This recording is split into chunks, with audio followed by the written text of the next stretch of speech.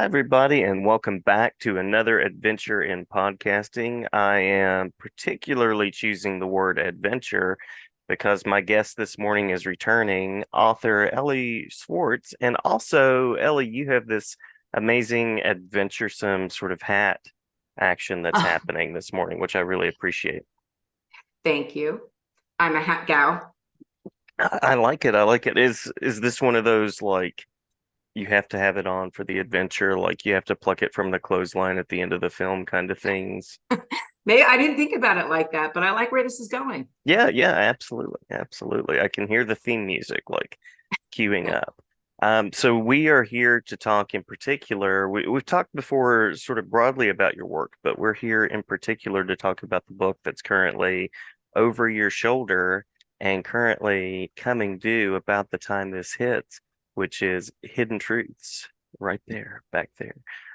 Which I believe you were saying has 2 stars. Is that right so far? Two Yes, starred reviews? I'm so honored, Jason. First of all, thanks for having me back. I love hanging Absolutely. out and chatting with you. And as you said, Hidden Truth drops on Halloween, and it got a star from Kirkus, and it got its second star from School Library Journal. And I'm so humbled and so honored, truly. Yeah, yeah, and well deserved, well deserved. You have a pantheon of books that are also occupying space on the shelf behind you, and even one more on the way.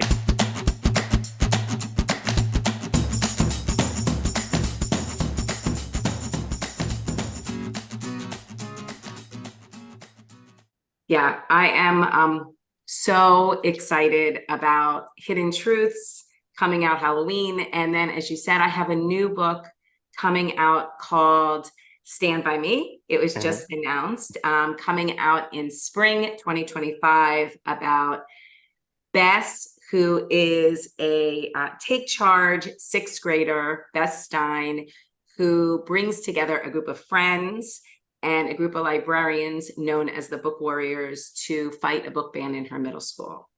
Love it, love it. Love the message, love the youth activism center of that. So looking forward to that. And we may have to have a chat about that in the future as well, sometime Absolutely. between now and 2025. Um, book birthdays just work that way. You see them well in advance. It's like way out there. So glad to talk with you about that book. Glad to talk about Hidden Truths. And I know that there was a journey for Hidden Truths. There was quite a process of writing. I think sometimes my students have the impression that good writing and published books just sort of happen, and it's really not the case. And I try to tell them all the time, professional writers have to go through a process. So anything that you would want to share about the process of this book coming to be in the world? Yes. The notion that it happens overnight or good writing just takes off is really not the case. This book I started in 2001. Hmm. Hmm. I was sitting with my son, who at that time was in, I think it was fourth grade. We were reading the book Mick Hart Was Here out loud together. It made me laugh. It made me cry. It made me feel all the feels. I turned to my family that night and I said, this is what I want to do. I want to write books for kids that make them feel all the feels. That summer, I wrote what was then called A Promise Between Friends. Hmm. It Hmm. was this Eric's story. It was only Eric's story at that point, only written from his point of view. And it got rejected over many years.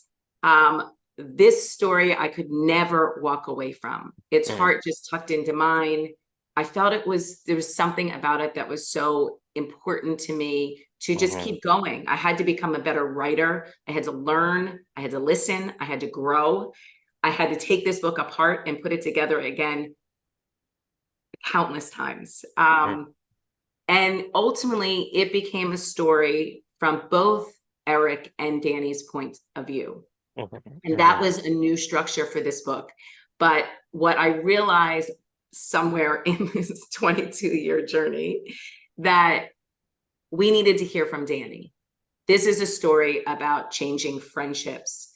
Hmm. the promises you make to keep them, the lies you tell, the secrets you share, and the healing power of forgiveness. I mean, Danny is a hotshot baseball player. We all know a Danny, right? She wants to be the first girl in the all boys baseball team. She has got a dream and she is going for it.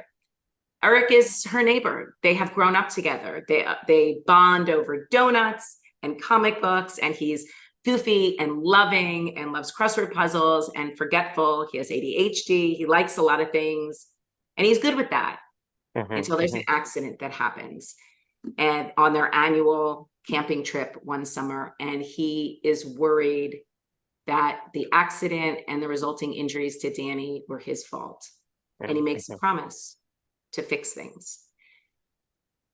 This story is about, how in middle school, those friendships that we have held so dear begin to shift.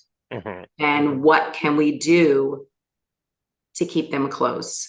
So this story, when I first started this story, Jason, there was no social media. Right, right. That wasn't part of the story because it didn't exist. So, or maybe MySpace was out there. So ultimately, when this story started to develop more over the years, it changed the nature of, there are aspects of bullying that are in this book. There's aspects of social media fame that are in Hmm. this book. And the nature of those things changed as the advent of technology changed and our world became more connected and more 24/7 for kids. Hmm. So there's a lot that shifted. This book has been, I would say, a journey is the accurate depiction for how this book has evolved, and maybe an adventure, hence the hat. Yeah, yeah, yeah, absolutely.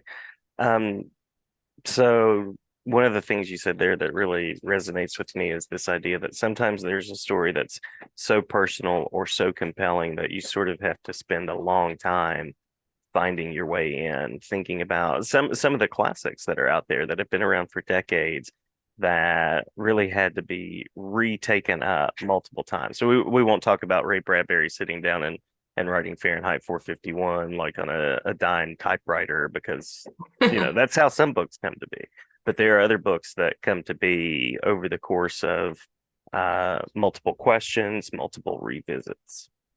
Yes, I mean, I think accepting that, for me, accepting that I had to become a better writer in my journey.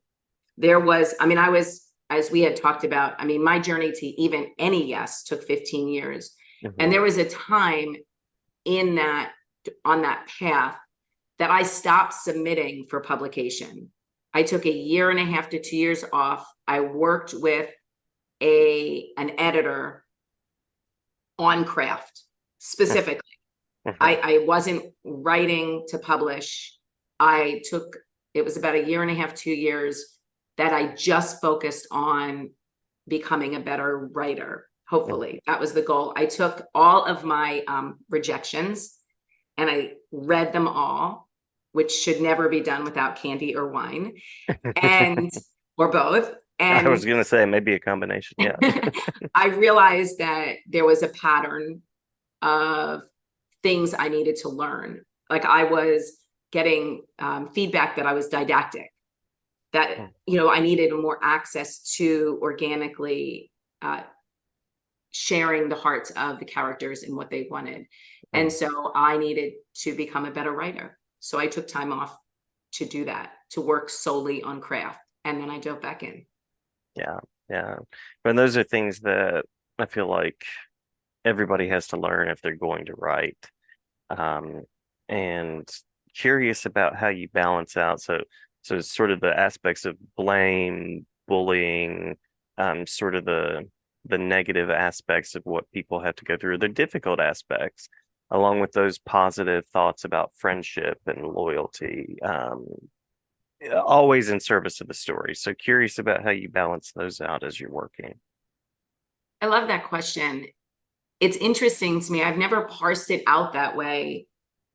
To me, the book, the Hidden Truths, for instance, or any of my stories really reflect kids' lives, right? Like our Mhm. lives, adults or kids, are filled with those shiny, penny, wonderful, happy, joyous moments, filled with love and pride and all of that. But we also have moments peppered in that hurt our heart, that makes us anxious, that make us angry, that scare us. And so it's not so much that when I write, I'm trying to balance those things as much Mhm. as I'm trying to reflect and honor my readers' lives and recognize that those positive aspects and those challenges are a part of their life. Their life is not just one of those slivers of time, it's Mhm. all of it. So I think the balance for me, it just hopefully is a reflection more of the challenges and joys that my readers face. Yeah, yeah, love that. And you mentioned the idea of being organic, so that just lines up so well with being organic and kind of presenting the world as it is in a lot of ways. Yeah, I mean that's my hope. I mean I want to honor their lives and know and respect my readers and know that everything isn't just, unicorns and butterflies, that Hmm. there are these challenges that we all face. Yeah. I'm also going to say this is a little bit of a side note. I love the cover. The cover is just beautiful and so attractive. Um, and just symbolically captures so much about these two characters and sort of the directions that they head in. Um, and I'm also going to say the book comes out Halloween 2023. So I don't know when people are watching this or listening to this, but it is likely out there or soon to be out there by the time you watch this or hear it. Yes. So first of all, the cover. I mean, Hmm. Jen Bricking and Jay Brechter masterfully designed and implemented this gorgeous cover. I mean, Jen's art is, I just feel like she knocked it out of the park. The cover really embodies the journey of the characters. And Hmm. when you Hmm. open it, it is like one scene. If you open the book like this, so it's just so beautifully done. And yes, the book comes out on Halloween, which I am so excited. You can pre-order it. That's super helpful to authors. If you pop on my site, you can get all the information. I am donating a portion of um, pre-order proceeds in the form of books to Kind Cotton, which is an amazing organization that promotes inclusivity in books Love it, and love it. in their clothing as well. So they have inclusive messaging. So check out their site. So yes, I'm so excited for this book. And one of the things, I mean, Jason, I really want kids, I hope is kind of a takeaway for them is that they can be so much more than the way the world defines them. Hmm. Hmm. That, Danny is a baseball player and Eric is ADHD. But Danny Hmm. is not just a baseball player, and Eric isn't just a kid who has ADHD. Hmm. And I Hmm. feel like sometimes, particularly with kids, we feel that the world has kind of put us in a pocket. Hmm. And I just want them to know that they don't need to be in a pocket, that they're not just the way the world defines them, that they are so much more than that. And for Eric, the ADHD label, as I mean, he develops a comic book character named Sideways. Hmm. And I felt like that was kind of his superpower because he is somebody who can really see things in a really unique lens. Like while people are trying to solve a problem in one way, one linear way, he is busy looking at it from all different points of view. So I just felt like I love that part of the story, that the world doesn't define you and that you're so much more than those labels. I love that too. I love that too. I often hear the phrase just a something, just a kid who, just a person who, just a this or just a that. And Absolutely. I was going to say retweet, but I don't think that's a thing people say anymore. But amen to the idea that we're not just one thing, and there are definitely possibilities for everybody.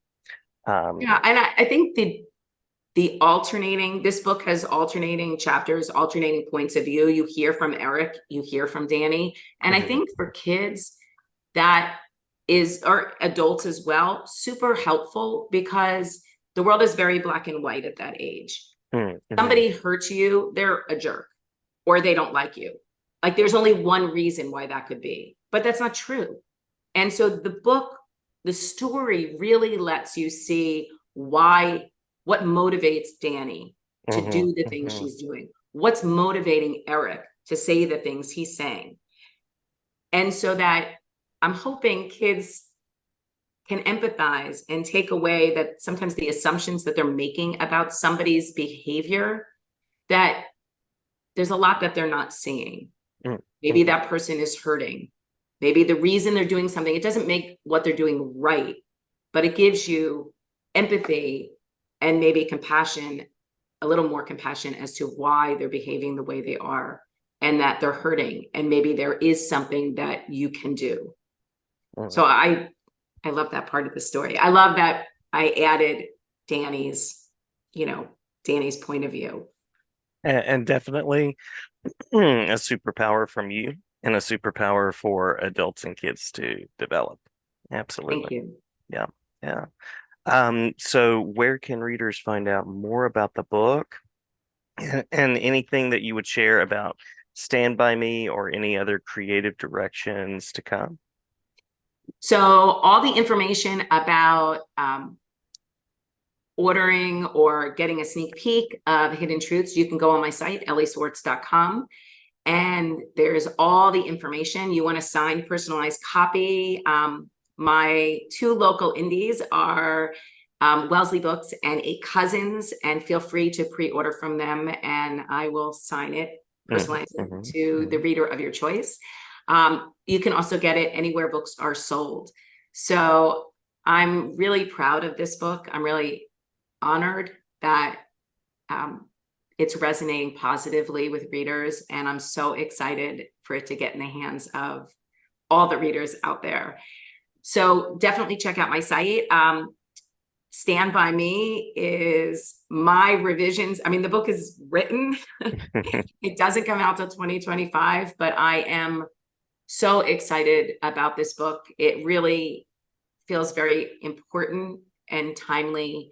And when the idea for this book came into my head and it just tucked into my heart immediately, Bess's determination, her commitment to justice and doing the right thing, her ability to have agency and Mhm, work with a group of rock star librarians. I love how she brings a very unlikely group of people together yeah. to unite in this cause. And so I'm really proud of it. I'm also working on a chapter book series. So we'll see how Lovely, that's lovely. going. I'll let you know next time. But I just continue to work. I love school visits. I love if you're out there and you want me to come, reach out. I love talking to readers. So it is truly my favorite thing. There's nothing better than, the energy that comes from a room full of, 10, 11, 12-year-old readers. Absolutely, absolutely. And I might be wrong in this, but are you going to NCTE this year? Is that one of the stops on your map as well? It is. It is. I will be, and Jason, wait, you're going to be there, right? I will. Hmm. Yeah, We have to meet in person. absolutely, I will absolutely. be there I'm not Thursday just a and Zoom Friday. avatar. Yeah, yeah. Um, I have two panels on Friday, which are it's just I'm so honored to be with these educators and authors. And then I will have a signing in the afternoon at Random House and at the Allen booth. So Friday's a big day. If you Mhm. want to connect with me, I'm going to post about where I'm going to be, what the timing is, but it'll all be Friday. And I really hope that people come by to get a signed copy of Hidden Truths. That'll be so fun. Yeah. And so I'm super excited that I'll be there. I will also be at Eight Cousins Books. I'll be at Wellesley Books. I'll be at Silver Unicorn, and I'll be at Anderson's Books. So I'll be doing a lot on the front end of right before NCTE, and then I'll be in Edgartown at Edgartown Books in on Martha's Vineyard in December. So there's a lot of fun things, a lot of fun places to find me. So come say hi. Yeah, wonderful, wonderful. Looking forward to meeting you in person, and it sounds like you have a busy season ahead. So I appreciate you stopping by the Zoom again, the podcast, and talking with me, and glad to have you back anytime. Thanks so much for having me on, Jason. Yeah, my pleasure. My pleasure.